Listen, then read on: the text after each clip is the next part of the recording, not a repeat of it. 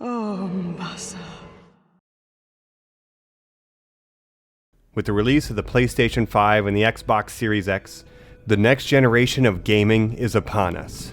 Oftentimes, when new consoles are launched, they are accompanied by games designed to showcase what the hardware is capable of and push it to its limits to entice new consumers into adopting early. One genre surprisingly absent from the current lineup of games is the racing genre. Unless we count Dirt 5, which we do not. We do not count Dirt 5. And while Gran Turismo and Forza may come out in the future, as of now, these next-gen consoles do not have a racing game, which got me thinking about a game that started the trend of racing games pushing the platforms to their limits and getting consumers excited about the next generation of consoles. So today, because I couldn't get a PS5, I want to take a look back at the first ever next-generation racer, F-Zero.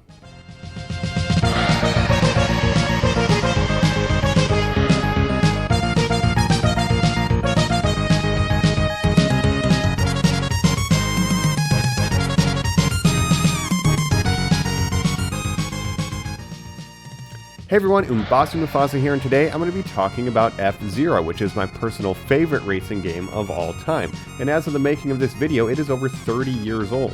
A game that was originally released in November 1990 for the Super Nintendo Entertainment System. Even 30 years later, I find myself booting up the game and trying to test my skills against the other machines in the F-Zero universe.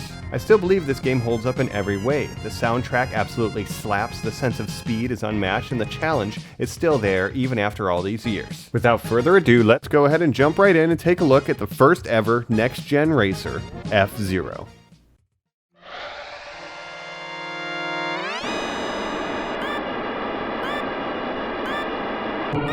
F-Zero was to be a launch title for the Super Nintendo Entertainment System, a follow-up to their original NES. And alongside Super Mario World, F-Zero was the game intended to show off the Super Nintendo system. While the processor is less powerful than its competitors like the Sega Genesis or TurboGrafx, the Super Nintendo had a superior sound chip and more robust color palette, as well as a few other tricks up their sleeve, which F-Zero became known for. F-Zero is the poster child for Super Nintendo's Mode 7 background mode, which allowed developers to skew and stretch background layers in a variety of ways, creating the illusion of depth in 3D space. F-Zero developers took advantage of this in full with a series of clever graphical tricks to convey a sense of speed, unlike anything else at the time.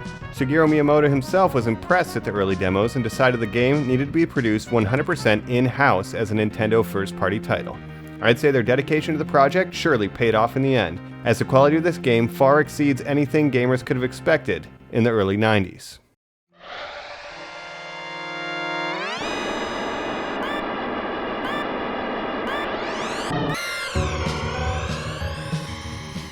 F-Zero takes place in the far future, in the year 2560, where interplanetary travel and trade are common. The multi-billionaires at the top of the economic food chain wanted a new form of entertainment, and thus constructed massive racetracks 300 feet above the cities below.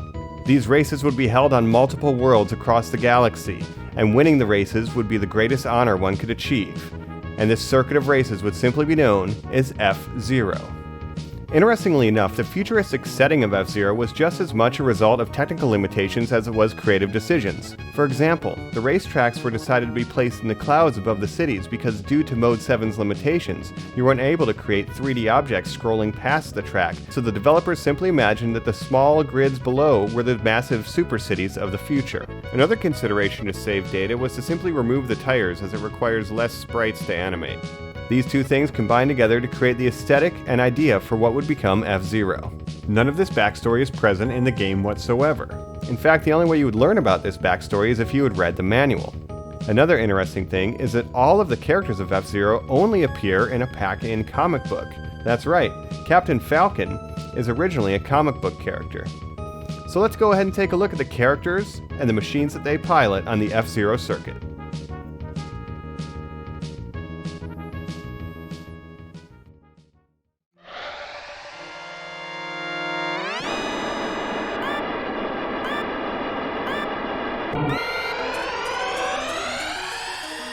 There are 4 main vehicles which you will control in F-Zero. They were partially inspired by Tim Burton's Batman, and each one is color coordinated to correspond with the face buttons on the Super Nintendo controller. The Blue Falcon is piloted by Captain Falcon, Smash Bros. Mainstay and bounty hunter extraordinaire. The Blue Falcon is the most balanced of all the machines and good for beginners to F-Zero. The Golden Fox is piloted by Dr. Robert Stewart. He's a medical doctor who sees racing as a form of art. The Golden Fox has the highest acceleration of any vehicle, but the weakest armor and lowest top speed. It takes a fair amount of skill to utilize the Golden Fox effectively. Now let's take a look at the Wild Goose, which is piloted by Pico, the only alien among the group. The Wild Goose is also fairly well balanced with a little bit higher speed and better armor, but average turning. Next we have the Fire Stingray piloted by Samurai Goro. Goro is a rival bounty hunter to Captain Falcon, and his Fire Stingray has the fastest top speed of any vehicle but the lowest acceleration and high durability, and its turning gets worse the faster it goes, making it a pretty difficult vehicle to master. All the machines do feel distinct from one another when playing them in-game, and I'd highly recommend you experiment and figure out which one best suits your playstyle. For a long time I was a Golden Fox player until I got to later stages and realized that the durability was just too low to handle some of the more punishing courses. It is at that point that I switched to the Fire Stingray, which is much more durable, and found myself having a much easier time with these harder stages.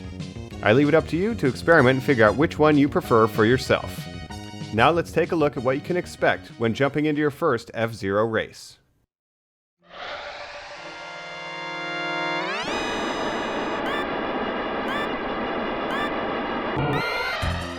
Having knowledge and awareness of the course and the dangers it may present to you as well as your fellow racers is paramount in surviving and winning F-Zero races.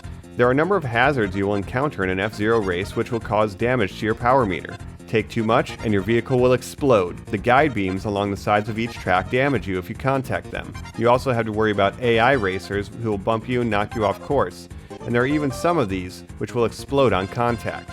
Other dangers on the courses include magnet strips which pull you towards the dangerous guide beams, landmines which will explode when you run into them, as well as ice patches which will cause you to lose grip, and rough patches which will slow you down. There are also a number of features that will help give you an advantage if used properly. The jumps, for example, can be used to overtake opponents and gain speed. Another feature is a dash zone, which will cause your machine to launch forward with extreme speed, helping you overtake opponents. You also receive a boost after the completion of each lap, which you can use at any time to give yourself a burst of speed. If you find yourself taking too much damage, each course features a pit row, which enables you to recharge lost power. And a perfectly timed press of the accelerator during the countdown will give you a boost start, launching you off the starting line, giving you an edge on your opponents. You will receive points based on your rank for each lap. Rack up 10,000 points and you'll get an extra machine, up to a total of 5. These extra machines can be invaluable, giving you another crack at some of the harder tracks that F-Zero has to offer.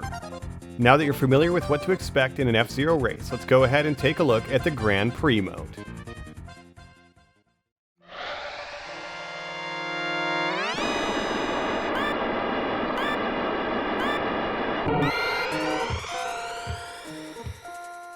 The Grand Prix mode is the main attraction of F-Zero. It features 3 different leagues and 3 different difficulty settings, with each league getting subsequently harder than the last. First we have Night League, a collection of fairly simple introductory courses designed to showcase and familiarize players with all the obstacles they are going to encounter in the harder cups. The tracks include Mute City, Big Blue, Sand Ocean, Death Wind, and Silence, which is a gun. Death Wind is notable for being one of the most difficult tracks in Night League due to the high force winds pushing your car towards the guide beams. Night League tracks also feature some of the most iconic music in the series and are always a joy to return to time after time. The Queen League introduces more advanced tracks with more varied hazards. These tracks include Mute City 2, which is now at dusk with an added roundabout. Port Town, a new track with a massive jump, and introduces the dangerous side pole magnets to the race. Red Canyon, which features pull-down jumps and dangerous serpentine curves. The final 2 tracks are White Land 1 and White Land 2. White Land 2 features a dangerous jump after the final turn that's easy to underestimate. All in all, Queen League is a good warm-up for the true challenge of King League. King League is the most dangerous and deadly class of courses in F-Zero. The tracks in King League often have a combination of dangerous hazards and technical new driving sections. It starts off in Mute City 3, which is now at night, and adds a dangerous straightaway followed by a landmine field, testing your skills right out of the gate. The second track is Death Wind 2. It adds more complexity to the second half of the track, with the same dangerous winds pushing you off course. The third track is Port Town 2, featuring the same dangerous side pole magnets and more hairpin turns. The penultimate track in King League is Red Canyon 2, which features dangerous switchbacks, landmines, pull-down jumps, and tricky shortcuts. And the final stage of King League is Fire Field. the ultimate test of your driving abilities. F-Zero developers throw everything they have at you in this final race.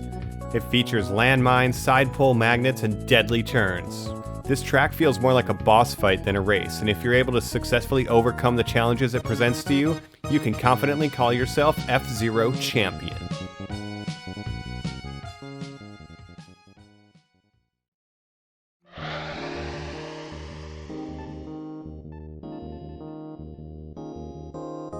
Everything about F-Zero is just so well executed, from the soundtrack to the sound effects to the graphics. Look at the attention to detail as sparks shoot off the side of your car in a particularly hard corner. The flaps turn left and right in correspondence to your movement. Everything in F-Zero is a perfect blend of white-knuckle adrenaline. One small problem I have with the game is the fact that the practice mode only features 7 tracks. I assume this was due to memory constraints, but it is frustrating not being able to practice the harder tracks.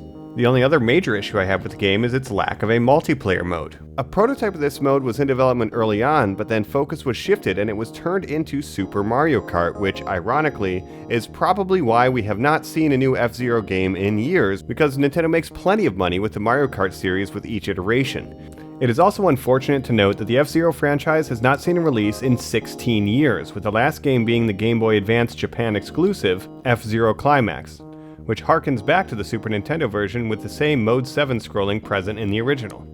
Nintendo has been one to let old IPs sit. Fans have been clamoring for a new Star Fox game for years, and the F-Zero fans are no different. Who knows what the future holds for the F-Zero franchise, but in the meantime we can always go back and revisit the original, a game that was a must-own on the original SNES and is a must-play in 2020. That's why I think the original F-Zero is one of the most important titles in gaming history. Not only did it kickstart the launch of the Super Nintendo, but it also inspired future developers to launch cutting-edge racing games alongside their new console in the hopes of capturing the hearts and minds of prospective fans. And that's why F-Zero will go down in the history books as the first ever next-generation racer.